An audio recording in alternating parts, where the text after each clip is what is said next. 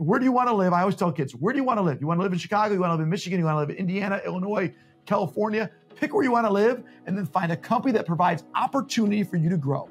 I don't care if your job is 35 grand a year or 75 grand a year. Like, you don't need that much money to start. Like, too many people make decisions based on money and they always will regret it the rest of their life. You got to make decisions on what you enjoy doing, what your goals and dreams and aspirations are. I'm trying to be great every single day. Money follows success. Go win, go be successful. Money will follow you around everywhere you go.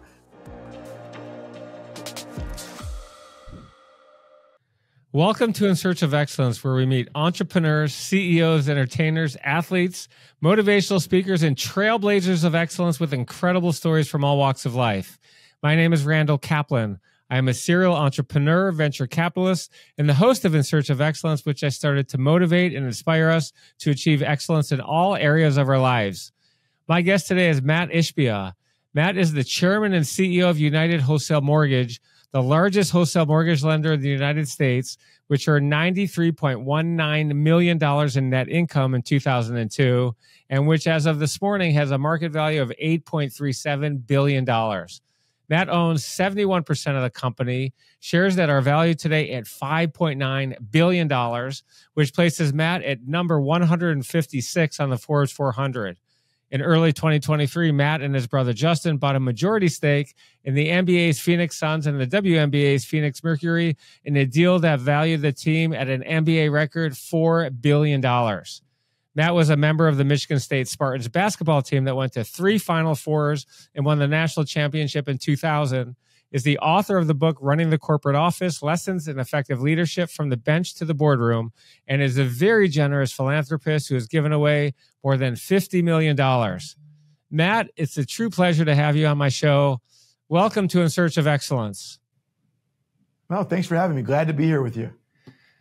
You were born and raised in the great town of Birmingham, Michigan, which is also where I grew up. Your mom was a school teacher and your dad, Jeff, was a lawyer and an entrepreneur. Can you tell us about the influence your parents had on you and the values they instilled in you, including your Jewish heritage? And as part of that, can you tell us about your dad's yellow legal notepad? Yeah, so, my parents are great. They still live in the same house I grew up in. It's about 2 miles from where I live right now. And I learned so much from them about, my mom, about structure and accountability with schoolwork. She's a teacher for 25 years in Pontiac. And so all I knew is she was a 5th grade teacher and I had to do my homework and follow up with stuff. And then my father was all about doing right by people and an amazing work ethic. And so he's an attorney, still an attorney, still goes to work every day. He's 75 years old, and learned from him about, hey, always take care of other people, do right by other people, and good things will come back your way. And if not, you still did good. You took care of people. You did the right thing. And so, but also the work ethic of, my dad used to go to work every morning before I got up, and he came back, have dinner with our family, coach me and my brother in sports. And then he'd go back to, as you mentioned, the yellow notepad. He's a lawyer. So he'd start, back then they didn't have computers. So he'd just be working again when me and my brother went to bed. And so that work ethic, that drive is all I ever knew, was you work hard to have success. And that's really was the foundation of what has helped me be successful in business and in life, along with my older brother, Justin, too. We'll talk about the mortgage business in a little bit and how it had only 12 employees when you started there. But your dad was clearly an entrepreneur. Can you tell us about some of the other businesses he had when you were a kid? Yeah, my dad is a serial entrepreneur. He loves business. He loves people. He loves trying things. He loves, he had an alarm company. He eventually tried a title company. He had a restaurant, all while still being a lawyer all day, every day.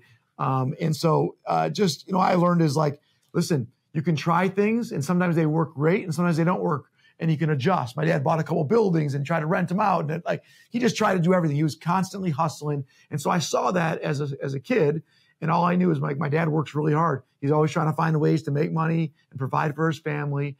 And he did a great job. And my mom was a teacher, so she was steady with great health insurance. My dad was out there trying to, health insurance, and she was a teacher making impact on kids. And that's just all I knew. And so you learned a lot. That's when you learn about your surroundings. Like, my kids see what I do and they learn from me, and you kind of learn from your parents in a lot of respects. And my parents were great people to learn from.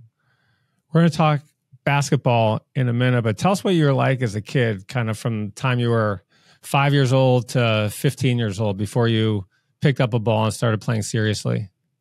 As a kid, I was always competitive. I always wanted to play. I wanted to play against anybody and anything, whether it's checkers, whether it's basketball, whether it's football. Like, I just like to play and compete. And like, I didn't like to lose. So I'd always work hard on it to try to be the best. That's why basketball became my thing, was because I didn't need someone to play with me. I didn't need my brother to play with me, or my dad or my mom. I could just go shoot baskets or dribble by myself. And that's what I used to do all the time. And so I was a kid that loved sports. I did okay in school, pretty good in school, but really that's because my mom required that of us. But I just loved competing and loved playing sports. And that's what I did all the time. After school, you just play in the neighborhood, play sports against the neighbors, compete in anything I could do. So you love basketball. That was your thing. And at the local and state level, you were an amazing player. You played for Detroit's Youth Maccabee team from 13 to 16 years old. You played on the Michigan Mustangs Amateur Athletic Union team, the AAU team, which finished second in the nation. As a senior at Seaholm High School, which is a mile from where I grew up and where my brother went, you were scoring 23 to 24 points a game. We're named Jewish Athlete of the Year by the Detroit News, and we're one of the top players in the state. When your friends were going out on Friday nights, you focused on your game because you had a dream of playing in the NBA. I do a lot of mentoring and coaching, particularly with college students and young professionals. And many of them are not only going out on Friday nights, but are also going out on weekday nights as well. How important is it to our success to make sacrifice and give up short-term happiness for long-term happiness, regardless of where we are in our career? Yeah, it's a great question. And that's actually the key to success, in my opinion. There's a couple of things you kind of hit on there. One is you have to sacrifice. You can't be everything to everyone. So at even my mortgage business, I talk about, like, we have singular focus, be the best mortgage originator, wholesale mortgage lender. Like, we're the #1 mortgage company in America, and we focus on one thing. I don't try to do 88 different businesses. I try to dominate one thing. It's hard to be great at everything. So it's hard to be a great basketball player. You want to be a great basketball player one day, but you also like to go out every Thursday, every Friday, every Saturday. You like to go to, on vacations. You like to, be the best TV show connoisseur, every TV show that's ever been on. Like, you can't be everything. You got to focus. You got to focus on something. Like, so I believe, like, for me, it's my 3 children. I focus on the 3 children every single day. My kids, I coach them. I'm involved with, if I'm not with them, I'm running my mortgage business, or now the Phoenix Suns and Mercury. That's it. I don't have that much fun. I'm not like, it doesn't mean I can't go out and have a drink. Doesn't mean I can't go out to dinner and enjoy life. But if you want to be great, you have to sacrifice what everyone else gets to do. Like, for years in my career, like for 15 straight years, 17 straight years, I would get up and be in my office, suit and tie, like I am right now, at 4 a.m. 4 a.m. here in the office every day. Stayed till 7 p.m. and I went home and finished up my day. And back then I didn't have kids. Even though I did have kids, I'd have dinner with my kids and put them to bed, and that was it. Well, no one cared on February 19th, 2014, that I was doing all these things before anyone knew who I was. But I had been doing it for 10 years already, sacrificing, staying up late, sacrificing, going out to parties, like sacrificing to get to where I'm at today. And it takes years and years of sacrifice to be great. And so sacrificing on Friday or Saturday night, if you want to be great, now you just got to prioritize what matters more. Some people, and by the way, it's perfectly fine, love their Fridays and Saturday nights and love going out and drinking every week. Like, that's cool. Like, do whatever you do, but you can't have both aspirations. You can't do them both. When I was at Michigan, we could joke about Michigan State. We'll talk about Michigan State in a minute. Yep. The grades were very important to me. I thought, all right, I want to go to graduate school. I ended up going to Northwestern Law School, but grades were critical, and it would allow me the opportunity to get great jobs. I was in the law library, Matt, every night till 10 o'clock when we had nothing going on. I didn't cram for a test. I did sacrifice. I would go out, not as much as my friends did, but I would sit there and think, all right, is this really worth it? Telling myself, I think at the end of the day, that it was worth it. And at the end of the day, in fact, it was worth it. It allowed me to go to a really good law school. It allowed me to go to get a good job right when I graduated. And it was interesting. I was visiting one of my daughters at Wisconsin the week before last. I just came back from Cornell. My daughter, they're twins, they're seniors, and they go out a lot. And it's very different. And I was telling them, I had a very different college experience than you did, but they're great students. They get along. They're very well adjusted. But at some point I thought, all right, maybe I went too far to the extreme, not having as much of an experience in college as maybe some of my friends did. And certainly what they're doing, they have a good life. They're having fun. Yeah. Well, listen, let's make sure it's clear. I know your podcast, what it's about, but life's goal is not money and success and power. Like, it's happiness. And happiness can be achieved by many different ways. Some can be by success in business. Some can be by going out 3 nights a week with their husband, wife, girlfriend, boyfriend, or just buddies. And that's cool too. Like, you got to find, like, before you can even try to be great in anything, you got to figure out what your goal is and what makes you happy. And then you work towards it. But if you say makes me happy is to be able to do X, Y, and Z with a business, then you can't do all these other things. And I'm not saying you can't ever. It's not like I don't go out and have fun, but like, you got to balance it. You got to prioritize. My kids are my priority, then my business. And then a distant third is all those other things. You got to balance those things. This episode of In Search of Excellence is brought to you by Sandy.com, SANDEE.com. We're a Yelp for beaches and have created the world's most comprehensive beach resource by cataloging more than 100 categories of information for every beach in the world, more than 100,000 beaches in 212 countries. Sandy.com provides beachgoers around the world with detailed, comprehensive, and easy-to-use information to help them plan their perfect beach getaway at home and abroad, and to make sure you're never disappointed by a beach visit again. Plan the perfect beach trip today by visiting Sandy.com. That's www.sandee.com. The link is in our show notes. Stay sandy, my friends. We have a summer intern program. We have 32 to 36 kids every summer. I talk to my kids' friends. I have 5 kids. I have 3 in college. The most worrisome aspect of their life is no one really knows what they want to do. They have anxiety in their future, and it's really takes a center focal point in their college career and even in their young professional life. What's your advice to most of the college students out there who really don't know what they want to do? How do they deal with their anxiety? Well, so I hear this a lot when I speak at college. Like, people are like, I got to figure out what I'm going to do. Like, you don't have to figure out what you do. You're 21, 22, 25 years old, 30 years old, still young. You have plenty of time to figure these things out. What I figured out is, like, what do you like doing? And it's not necessarily like people are like, oh, I like teaching.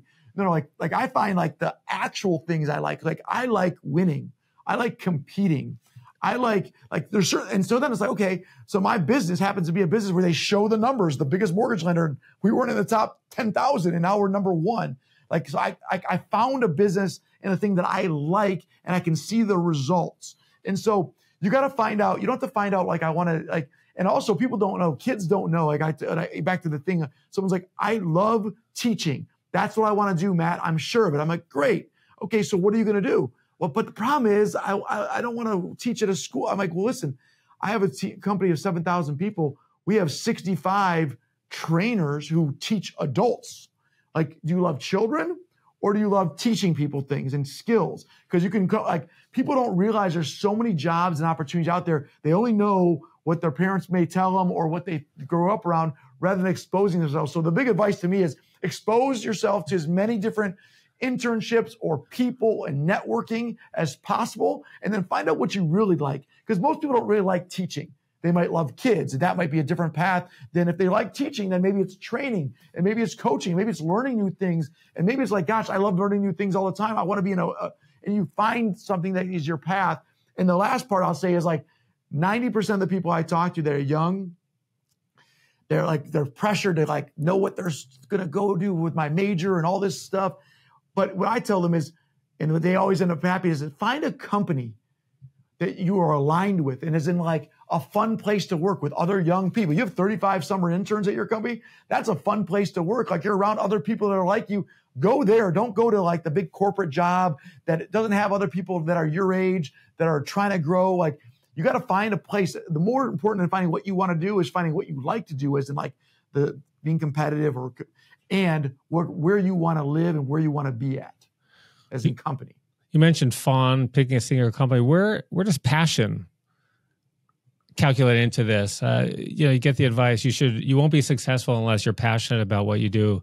Is that true? And what if you can't find passion and don't know what it is? Well, see, people, that's what I'm trying to, like, explain it. It's a hard time to explain it. Like, passion is, like, you could say, Matt, I have a passion for basketball. Matt, you have a passion for mortgages. But I promise you, I didn't wake up with a passion for mortgages, right? That's not, like, the fun thing to do. And so what you find is, I have a passion for competing and winning. And so people, like, if my mortgage company, if I closed my mortgage company tomorrow and I went and figured out, like, I would start a business where I could track my numbers, see where I am versus the competition, and I'd try to win. I try to find innovative ways to be the best in the world at what I do. That's my passion, winning and competing. It's not mortgages. It's not necessarily even basketball. I love basketball, but it's not like we could have done a football team. Like, I like to just compete and win. And so I guess I take a step back from like what that passion is. My passion is art. Okay, is it art or is it creating things? And if it's creating things, let's talk about and then you start to figure out things that you really enjoy. And that's just what's worked for me. Going back to high school, you graduated Seaholm and could have played D3, Division III basketball. And instead, you went to Michigan State, where you were a walk-on to the basketball team, which at the time was one of the best basketball programs in the country under their amazing coach, Tom Izzo. In your first 3 years, you went to 3 Final Fours and won 3 Big Ten championships, and you won the national championship in 2000 against then number 5 Florida by a score of 89-76. In your 4 years on the team, you won 114 games, which I think is the winningest 4-year career in Big Ten history. Academically, you graduated with a 3.6 GPA, with a degree in finance, and were a 3-time academic All-Big Ten honoree. On the court, you said that you were the 14th best player on your 14-person team. And while you may not have lit it up on the court and very rarely played, you were considered the most popular guy on the team. You were the guy who lifted everybody's spirits and were the team comedian. You imitated your coaches. You would lie in your roommate Brendan Smith's bed, who hated that. And your room was the central meeting place for all the guys when you were on the road. How important is it to having a great personality to our success? And how important is it to have a great sense of humor to be a leader? Yeah, so I think those are great questions. I think it's important to have a sense of humor and a personality, but it's also important to be who you are. And, my personality is I like to engage with people. I had to earn the respect of my teammates. I still have to earn the respect of my 7,000 teammates here at UWM, and now my teammates out in Phoenix with the Mercury and the Suns. And so I have to earn everyone's respect by outworking everybody, by being that guy, as in like the guy that I say I'm going to be on time, I show up on time, or I show up early. You got to do all those things. You got to be someone that cares about other people. Like, you actually got to take time to get to know his husband or his wife or her husband or vice versa, like whatever it may be. Like, you have to get to know people and know their kids in the world I live in today. Back then, I had to know what mattered to these guys and like spend time and relate to people, just be myself. And so I think being humorous and personality, that all that matters. But really what matters is be who you are. And people like being around people that are friendly and caring and check in with them. And so I think so often people are like, hey, so I got 700 leaders here at our company that lead teams of 6, 8, 10, 12 people, whatever it may be. Like, how do I show someone that I care? I'm like, show them you care. You actually got to care. You can't show someone you care. So I cared about my teammates. And then what happens, what they do? They care about me back. And we built this relationship. And that was part of the culture at Michigan State basketball, fostered by Tom Izzo and Mateen Cleaves, and that we now carry on to UWM, the mortgage company. And now we're doing in Phoenix with the Suns and the Mercury. One of the reporters who wrote a piece on you for the Detroit News in 2010 said that every championship team needs a guy like you to win and relieve the pressure and help bring the camaraderie and the DNA together. Do the Suns have that guy today? Yeah, I think so. So I think the Suns, I think every team needs camaraderie, leadership, culture, family atmosphere, caring about one another, and also realizing that the team is bigger than the person. And that's hard in pros. Even in college, it's hard because in college, you're trying to make it to the pros. And pros, a lot of them are trying to get that contract, that opportunity. Like, when you realize that we can be greater than our sum of our parts, that's when you're really special. Because there's a lot of really talented basketball teams in the NBA and the WNBA. And it's not always the most talented team wins. It's the team with the most talent and the best chemistry combined wins. And chemistry or fit, however you want to call it, that matters. And sometimes having all superstar players doesn't win if everyone's out there for themselves. And sometimes having everyone that's all about the team, but you got a bunch of Mat Ishbias that aren't that good of players, you're not going to win either. So you have to have that balance of talent and fit, or chemistry, some people call it. And I think that's really important. And so the Suns have that. Now, does that mean we win a championship? No. It means you still got to play it out, because other teams might have that too, and you got to compete. And, I think we're in position to compete at the highest level, but it does not guarantee anything. Just like at Michigan State, we had a lot of those things at Michigan State, but it didn't guarantee we won a national championship. But we got to the Final Four 3 straight years, and we had a great, great run of success. In my 4th year, we had a lot of fit and chemistry. We lost a lot of players in the NBA. We didn't have the talent, and that's why we didn't make it to the Final Four that year. So who on the Suns would be considered the glue, the core of the team? Is it the captain? Is it a role player? Is it someone that isn't playing very much? I don't, we got a lot of new guys, and so I've only been out there for a week of training camp, and I haven't got a chance to spend time with them. And Frank Vogel might be able to answer that better, or Devin Booker, who's the leader, along with Kevin Durant and Brett. So everyone's kind of figuring out their role.